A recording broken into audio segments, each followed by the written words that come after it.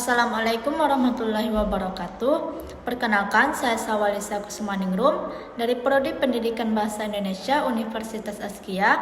Baiklah, kali ini saya akan membahas materi mengenai supervisi pendidikan. Yang pertama yaitu pengertian supervisi pendidikan. Nah, supervisi berasal dari dua kata yaitu super dan vision. Kata super mengandung makna peringkat atau posisi yang lebih tinggi, superior, atasan, lebih hebat atau lebih baik. Sedangkan kata vision berarti mengandung makna kemampuan untuk menyadari sesuatu tidak benar terlihat. Berdasarkan penggabungan dua unsur pembentukan kata supervisi, dapat disimpulkan bahwa supervisi adalah pandangan dari orang yang lebih ahli kepada orang yang memiliki keahlian di bawahnya. Selanjutnya yaitu alasan rasional pentingnya supervisi pendidikan. Alasan rasional mengapa supervisi itu penting adalah untuk perbaikan pembelajaran atau pembelajaran. Untuk mendukung proses pembelajaran yang bermutu, hal tersebut juga ditentukan oleh berbagai unsur dinamis yang akan ada di dalam sekolah dan lingkungannya sebagai suatu kesatuan sistem. Tujuan supervisi pendidikan menurut Ahmed Tembun pada tahun 2017 yaitu yang pertama untuk membina guru lebih memahami tujuan pendidikan. Yang kedua, melatih kesanggupan guru untuk mempersiapkan peserta didiknya menjadi anggota masyarakat yang efektif. Ketiga, membantu guru untuk mengadakan diagnosis. Keempat, meningkatkan kesadaran terhadap tata kerja demokratis. Dan yang kelima yaitu memperbesar ambisi guru untuk meningkatkan mutu kerjanya secara maksimal. Selanjutnya yaitu fungsi supervisi pendidikan. Nah, fungsi supervisi pendidikan ini meliputi yang pertama, menetapkan masalah. Menetapkan masalah yang betul-betul mendesak untuk ditanggulangi, yang mana sebelumnya dilakukan pengumpulan data tentang masalah tersebut. Yang kedua, menyelenggarakan inspeksi. Sebelum memberikan pelayanan kepada guru, kepala sekolah terlebih dahulu perlu mengadakan inspeksi sebagai usaha untuk menyurvei seluruh sistem pendidikan yang ada. Yang ketiga yaitu penilaian data dan informasi. Hasil inspeksi dan survei yang telah dihimpun diolah sesuai dengan prinsip yang berlaku dalam penelitian. Yang keempat yaitu penilaian. Penilaian merupakan usaha untuk mengetahui segala fakta yang memengaruhi kelangsungan persiapan, perencanaan, dan program. Penyelenggaraan dan evaluasi hasil pengajaran. Yang kelima yaitu pelatihan. Berdasarkan hasil penelitian dan penilaian, ditemukan bahwa kemampuan guru terhadap beberapa aspek yang berkaitan dengan pengajaran masih kurang. Yang keenam yaitu pembinaan dan pengembangan. Kegiatan yang dimaksud untuk menstimulasi, mengarahkan, memberi semangat agar guru-guru mau menerapkan cara-cara baru. Materi selanjutnya yaitu ruang lingkup supervisi pendidikan. Ruang lingkup yang dimaksud di sini adalah wilayah, daerah, atau tepatnya sasaran yang menjadi objek untuk disupervisikan.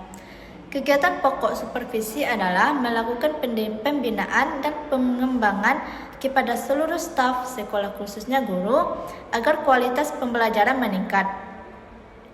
Dengan meningkatnya kualitas pembelajaran diharapkan hasil belajar siswa juga meningkat dan itu berarti kualitas output sekolah akan meningkat pula. Selanjutnya yaitu prinsip supervisi pendidikan. Nah, prinsip supervisi pendidikan dikenal dengan prinsip praktis. Prinsip ini juga dapat dikelompokkan menjadi dua, yaitu prinsip positif dan negatif. Prinsip positif adalah prinsip-prinsip yang patut diikuti supervisor, sedangkan prinsip negatif adalah prinsip yang perlu dihindari oleh supervisor. Nah, yang pertama yaitu prinsip-prinsip positif. Meliputi yang pertama supervisi harus konstruktif dan kreatif. Pelaksanaan supervisi diharapkan dapat membina inisiatif guru serta mendorongnya untuk aktif dalam mengembangkan potensi atau kemampuannya. Yang kedua, supervisi hendaknya lebih berdasarkan sumber-sumber kolektif dari kelompok dari usaha-usaha supervisor sendiri. Yang ketiga, supervisi hendaknya memperhatikan kesejahteraan guru-guru, para karyawan pendidikan, dan hubungan baik antara mereka. Yang keempat, supervisi harus didasarkan pada keadaan yang sebenarnya. Yang kelima, supervisi hendaklah sederhana dan informal dalam pelaksanaannya. Yang keenam, supervisi hendaklah objektif dan sanggup mengevaluasi diri sendiri. Selanjutnya yaitu prinsip-prinsip negatif. Yang pertama, supervisi tidak boleh bersikap otoriter. Yang kedua, supervisi tidak boleh mencari-cari kesalahan pada guru.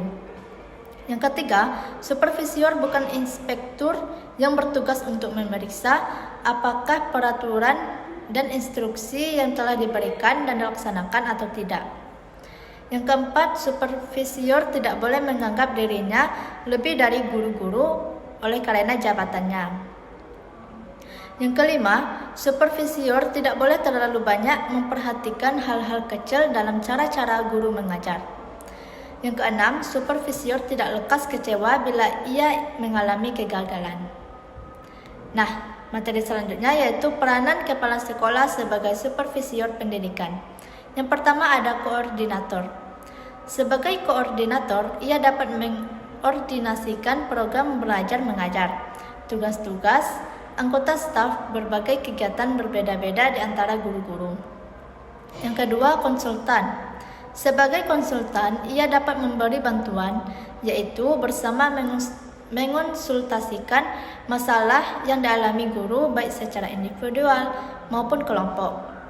Yang ketiga, pemimpin kelompok. Sebagai pemimpin kelompok,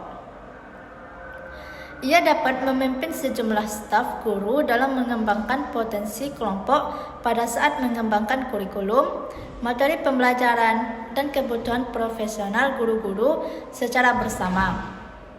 Yang keempat, evaluator.